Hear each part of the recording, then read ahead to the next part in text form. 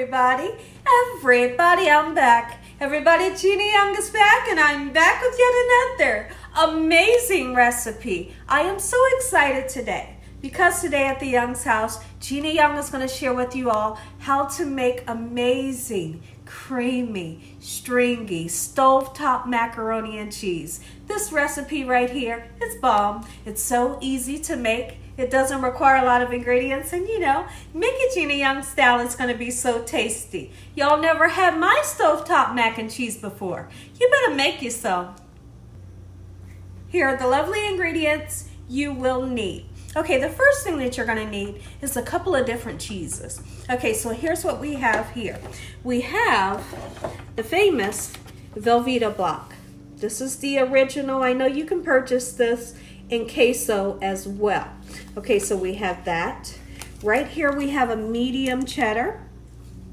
We have a Gouda. This is not smoked Gouda, but this is just a plain Gouda cheese. And we also have some Kobe and Monterey Jack. You're also going to need a little bit of cream cheese. A little bit of cream cheese is going to really bump up this mac and cheese. And you're going to need some butter.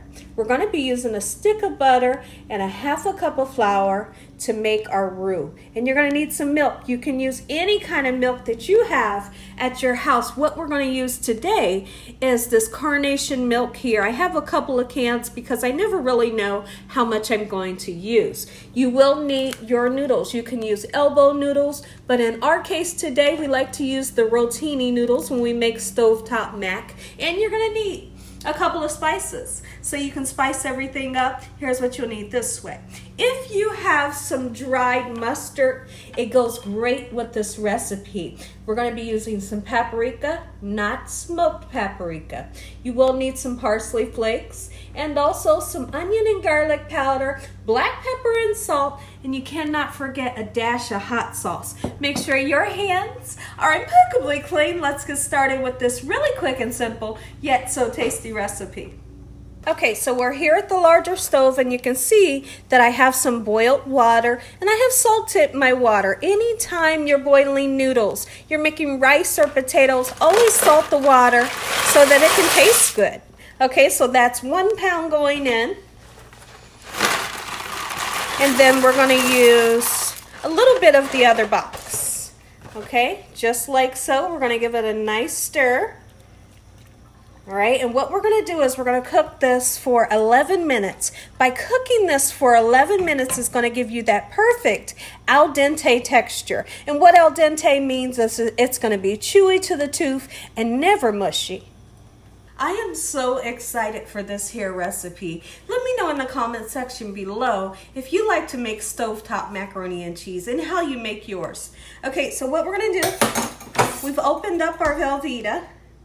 And I'm not going to use all of it because we're only using like 1.5 pounds of noodles. We're not using too many noodles. Here's what we're going to do. But when I make mac and cheese, I love to use the Velveeta. Oh yes, it gives you a creaminess that it's hard to get sometimes. All right, and I don't think I'm going to use all of that. Let's see. What I'm going to do, I think right there, that's enough Velveeta right there. So I'm just going to set it here. I have this is just a cookie sheet that I've lined with aluminum foil. And now what we're going to do is we're going to take our time to shred our cheese. And this one here, I believe, is the cheddar, the mild cheddar. Let's go in and get it nice and shredded just like so. I hope you all are having an amazing day today. I cannot wait until this recipe is over and you can see how easily it's made. Here at the Young's house, we love mac and cheese, but I'm going to be honest with you all. We don't make it all the time in the oven.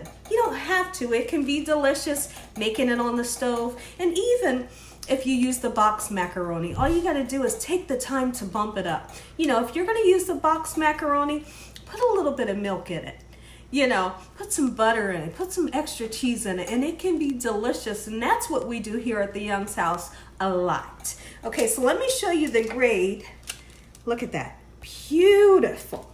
Okay, I'm not going to use this whole bar here. Okay, that's about all I'm going to need. And then you see that I have my cream cheese open. We're only going to use half of that cream cheese. So it's going to be about 4 ounces.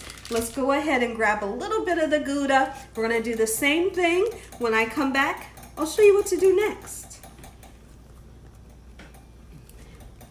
And we have Prince and Polo, and they're being such good boys today. That's Polo in the front, and there's Prince on the right. They're getting ready to get a piece of cheese. They love cheese. Look up, say hi, guys.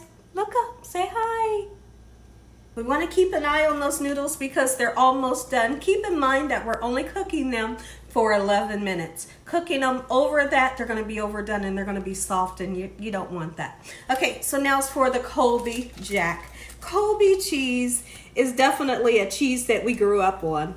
And then first, I grew up on the government cheese that comes in a box. You all know about that cheese. It was the best cheese that you could use to make an amazing grilled cheese sandwich. Now let's talk about that in the comment section. How many of you know about government cheese and government peanut butter?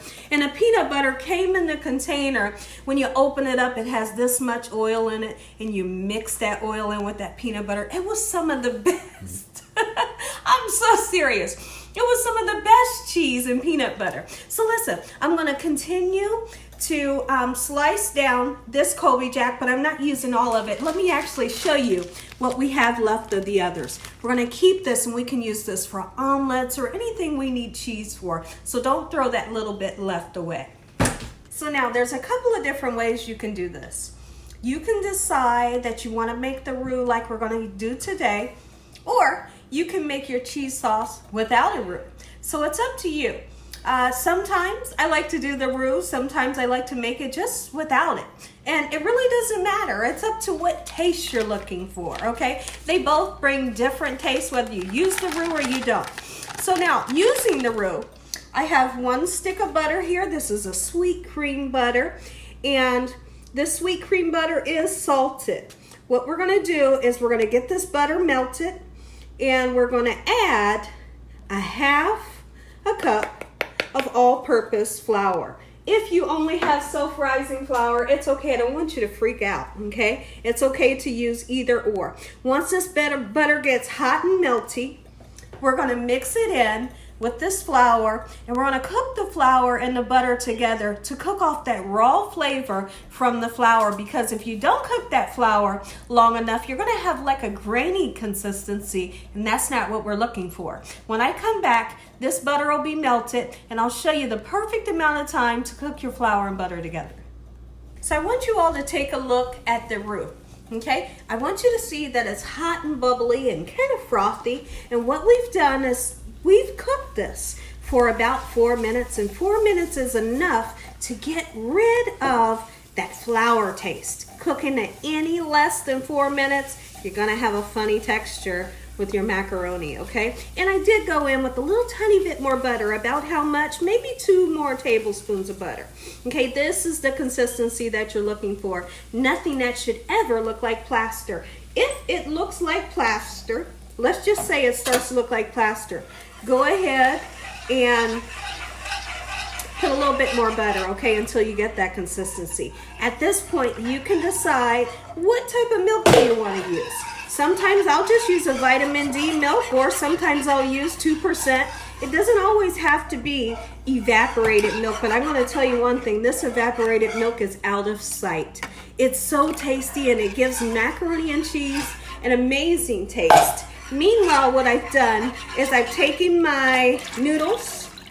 I've taken my noodles out of the pan, and I've rinsed them off, and they're just sitting in a colander. Okay, so here's what we have here. All right, our next step is we're gonna season up this sauce with all of our spices, and then we're gonna start throwing some cheese in when I come back. Okay, so now that our roux is hot and bubbly, we've turned it into a sauce by adding the milk, and I believe we added 3 cans of milk. If you feel like you need more milk, put just some more milk. All depending on the consistency that you're looking for. You might want a real thick, cheesy consistency, okay? Then you'll use a little bit less milk, a little bit more cheese, okay? Kind of play with it a little bit. Here's what we're gonna do. Go ahead and season, and we're gonna taste this. black pepper, a nice amount. You want for this to have some seasoning. Salt, not too much. Parsley flakes. Why the parsley flakes? Because I want this to be beautiful. Dried parsley flakes, not fresh. Garlic powder, onion powder, oh yeah. And like I said earlier, if you have a little bit of mustard powder, use some. It's delicious in homemade macaroni, and you cannot go without a little bit of hot sauce. Just a little bit. Is it going to make it hot? No, it's going to make it flavorful. Okay? So now let's give it a nice whirl around. Oh yeah. Ooh, this is right up my alley. I'm going to give it a little taste. Look at that. Oh yeah. I'm just going to do it this way. Okay, well, let's taste it. So flavorful. Here's what we're going to do. Take this Velveeta, put that in there. It will melt. You're going to take 4 ounces of cream cheese, nestle that down in there. And we're going to take some of this beautiful cheese that we have here. Get in there. Get right in there and have a nice swim. Okay, now what you're going to notice is I've left some of this on here. I'm going to show you what we'll do with it. We're going to come back to that. Meanwhile, come in here. Let's see, look at this. Here is the cheese sauce, and listen here. The flavors, out of sight. You can pour this cheese sauce on a flip-flop and it would be delicious. Absolutely it would be. Now it's going to take a little long for the cream cheese and your Velveeta to melt. So what I highly suggest is don't have this up on high. Don't have it on medium, just a low. Just a low heat will get everything nice and melty. And when I come back, I'll show you what to do next. I couldn't be more excited. Okay everyone, so what I've done is I transferred my cheese sauce into a bowl because I don't want to take all of my noodles and put them in the cheese sauce just in case I have too much cheese sauce. Now listen, if you have leftover cheese sauce, you can save it. You can save it in a microwave safe container, put a lid on it, and next time you go to make some mixed veggies, some broccoli, go ahead and steam your veggies and pour that cheese sauce on top of it. Get it nice and hot and bubbly, and it's delicious. Okay, so don't get rid of the extra. I always like to make a little extra. Here's what we're gonna do. Our noodles are in the pan, and here's our cheese sauce. I did use a little bit more milk to thin out my cheese sauce. Look at this liquid gold we have here. Oh, girl, don't hurt them, Gina. Come on with it. This right here is stovetop macaroni and cheese, Gina Young style. Once you make it this way, you're not gonna make it the old way. Look at that. Oh my goodness. Give me a second and I'll be right back. Okay, what we're gonna do, go ahead and stir it. Oh yes, and at this point, I have the burner off. Okay, if your noodles cool down so much where you feel like, you need to heat it up a little more, go ahead and turn your burner on low. Look at that. So you can see that I have some dry noodles. And so therefore, we'll go ahead and pour some more of that liquid gold in there. Oh, always start off with a little bit because you can always add to. But if you start off with too much, like I always like to say, you start off with too much, you can't take away. This right here is amazing. Now you got to do that little finishing touch. Listen here, I'm going to be honest with you. You could take some ham cubes, any kind of lunch meat. You might like turkey or chicken. Chop it up into cubes. Throw it in here with some frozen mixed vegetables, and you are in heaven. All right, listen here. I'm going to say an amazing prayer. You all are going to get that first bite. Take a look at it, everybody. Homemade stovetop mac and cheese, Gina Young style. Make you some. Listen here, everybody. If you all enjoyed this here video, give me a thumbs up. If you haven't subscribed, make sure you subscribe. Make sure you click on that notification bell so you can be notified every time Gina Young uploads one of these awesome recipes. Tell your family and friends and everyone you know. Tell the whole world about Gina Young, what I'm doing in this kitchen on a daily basis. Let's go ahead and say a prayer. Heavenly Father, Lord Jesus, we want to thank you for yet another beautiful day. Lord, we thank you for your love, time, your mercy, and your understanding. Please forgive us for our sins. Come into our hearts. We make you our Lord and Savior. Send your angels down to surround us day and night, and your Holy Spirit to help us make good decisions.